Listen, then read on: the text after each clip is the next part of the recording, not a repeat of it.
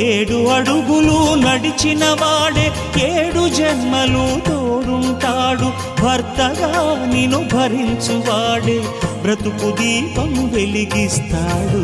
అతని హృదయం నాటి చెరామి అగ్నిహోత్రమే అందుకు హామీ. అతని హృదయం నాటి చెరామి అగ్నిహోత్రమే అందుకు హామీ. తెంచుకుంటే తెగిపోతుందా దేవుడు వేసిన బంధం? తెలుసుకో నీ జీవిత గమ్యం, పెంచుకోమానుబంధం.